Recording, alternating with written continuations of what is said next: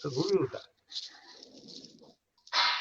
Sir एक question, पूरे उत्तराखंड में जितने भी उपनल कर्मचारी हैं उनकी तरफ से, सबके मन में एक भय है कि यार आज की नौकरी कर ली, हो सकता है कल के दिन बाहर निकाल दें। ये भय कब तक रहेगा सर सभी कर्मचारियों के मन में? शर्मा जी, मैंने तो उसका निदान कर दिया था, अब क्या करे, क्या करे। हाँ, हाँ। क्योंकि राज्य का अब युवक हमारे ये अब चाहता है आज कि वो भय अब से आ, आ, आज के दिन तो सत्यता ये है कि मैं केवल सार्वजनिक रूप से आपके लिए सपोर्ट व्यक्त कर सकता हूँ। बाकी तो मैं तो ये भी नहीं स्थिति में हूँ कि विधानसभा में उठा सकूं या कहीं उठा सर सकूं उसको। पार्टी, लेकिन आपकी पार्टी विपक्ष में है सर। नहीं, पार्टी में पूर्व में अब देखिए प्रीतम सिंह काम जी बटे अध्यक्ष हैं और का, हृदय काम मैडम का विपक्ष की काम लीडर का हैं, तो सर काम जी जी। काम बटे हुए रहते हैं। उनका काम ये सब चीज देखना सब उनके काम कार्य क्षेत्र में है। मेरे कार्य क्षेत्र में जहाँ पर मेरी जानकारी में आता है तो मैं हमेशा लोगों के पक्ष में, ऐसे लोगों के पक्ष में खड़ा होता हूँ। आज ये बात आई तो मैंने इसीलिए हाँ कहा आपसे, और आज भी मुझे बिल्कुल क्लियर मेरे सॉल्यूशन, प्रॉब्लम और सॉल्यूशन और ऐसे मामलों में मेरी अंडरस्टैंडिंग जो 2015-16 में थी वो आज भी बनी हुई है। और मैं समझता हूँ हम सब राजनेताओं का कर्तव्य है कि इस समस्या का समाधान करें, और इसको हमको जुडिशरी के ऊपर नहीं छोड़ना चाहिए। महामंत्री जी, अब जैसे मेरा घर मुख्य है, सचिव। मेरे घर में यदि कोई समस्या हो रही है तो मैं उसमें परिवार के मेंबर से थोड़ी कहूंगा जा कोर्ट से न्याय लिया, या मैं कोर्ट में जा रहा हूँ बहुत बड़ी बात जी तो मेरी बात मान करके। ऐसे तो घर का मामला है, घर में सुलझा लेना चाहिए। क्योंकि सर मेरे पास तो हर रोज हर विभाग से कहीं ना कहीं से फोन आते रहते हैं कि अध्यक्ष जी आज मुझे बाहर कर दिया आप है। शर्मा जी, आप लाचार मत हो, हिम्मत करो, जी हिम्मत बनाए रखो, लड़ो कोर्ट में जितना जब तक है बुद्धिमानी से लड़ो। यदि चीजें खिलाफ जाती दिखाई दे तो निर्णय को डिले करो और हम पॉलिटिकल सॉल्यूशन के तौर पर इसका समाधान निकालें। आपको आपको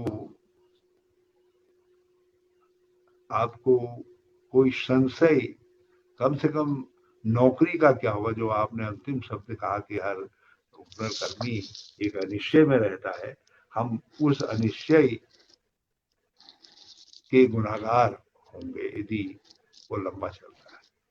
कांग्रेस सर यदि और सर में आती है प्रधानमंत्री, तो मैं अपने मुख्यमंत्री से कहूंगा कि वो विद इन 6 मंथ उसका सॉल्यूशन, नहीं तो 6 महीने भी नहीं सर लगते। सर प्रधानमंत्री जी सैनिक धाम कहते हैं, विभाग है पूर्व सैनिक और सैनिक आश्रितों के लिए।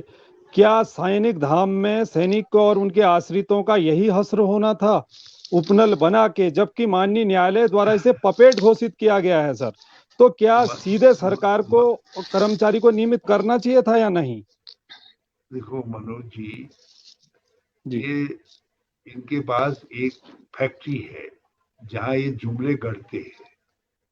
तो कई धाम है, सतपाल महाराज जी 6 धाम तो यहाँ, शंकराचार्य जी 4 धाम बना करके गए, सतपाल महाराज जी ने उसमें 3-4 धाम और जोड़ दिए हैं आजकल।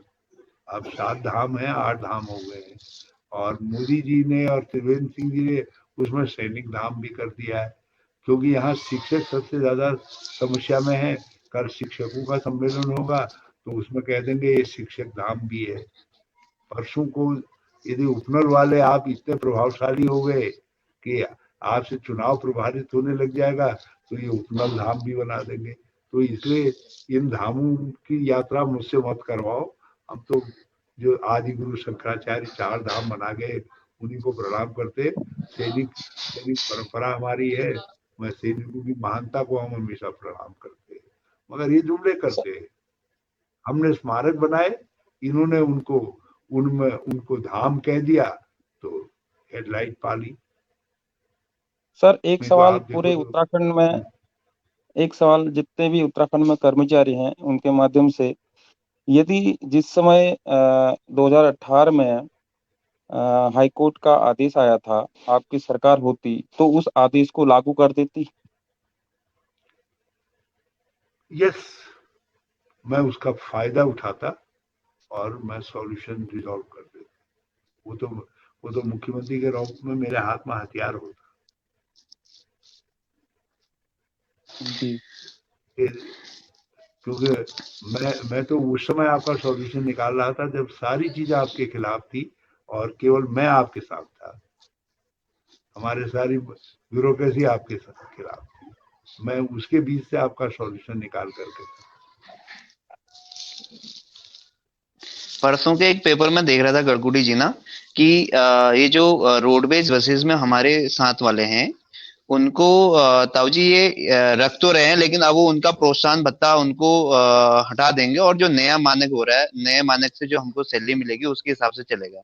तो इसका मतलब तो ये है कि अब धीरे धीरे ये जो आपने जो प्रोत्साहन भत्ता वाली प्रोसेस हम लोगों के लिए शुरू की थी ये भी हमारे लिए गायब कर देंगे। राज्य सरकार के सारे कर्मचारियों को दीपावली का बोनस मिलता है, हमारा डिमोशन हो रहा है। मैंने है ना? आपसे तब भी कहा था, हमने तो दीपावली का भी दिया, मैंने तब भी आपसे कहा था कि ये जो आपको प्रोत्साहन बोनस है ये एक टेम्परेरी फेज है, जब तक वो नहीं होता कम से कम खाने को इतना पैसा तो मिले। और वो जो काट कूट देते थे, सब कर देते थे, मैं तो उससे बहुत ही डिस्टर्ब था जो उन जानकारियों से, तो इसलिए हमने उसको शुरू किया था। हमने उसको कभी सॉल्यूशन नहीं माना। सॉल्यूशन तो केवल एक ही है कि उपनल का नियमितीकरण होना चाहिए। आगे के लिए उपनल को जो है किस रूप में रखना है उसमें राज्य को विचार करना चाहिए। ताऊ जी एक क्वेश्चन पूछ रहा हूँ ना मैं आपसे, एक क्वेश्चन पूछ रहा हूँ। आपने आपने 2017 से पहले हिल्ट्रॉन को सरकारी संस्था घोषित कर दे, उनके सारे कर्मचारियों को आपने अन्य विभागों में वो कर दिया था, मर्ज कर दिया था। क्या आपके पास ये विकल्प हो सकता है कि कल के दिन अगर आपकी सरकार बनती है तो क्या आप ऐसे हमको अगर उपनल को या तो पहले आप सरकारी संस्था घोषित करिएगा, नहीं तो क्या ऐसा कोई विकल्प हो सकता है कि क्या हम लोगों को आप सरकारी विभागों में मर्ज कर पाए? क्योंकि सॉल्यूशन क्या है, सुप्रीम कोर्ट का सॉल्यूशन तो कुछ नहीं जाना जा सकता है, इसमें क्या कहेंगे आप? और एक आध और संस्थाएं थी, असल में दिक्कत क्या थी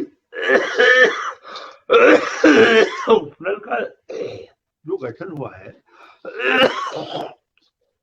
वो गठन एक जिस एक्ट के तहत हुआ है उसके तहत आपको सरकारी कर्मचारी के तौर पर लेने के लिए हमको एफरेस जो सरकारी कर्मचारियों की प्रक्रिया है भर्ती की वो लागू करनी पड़ेगी, क्योंकि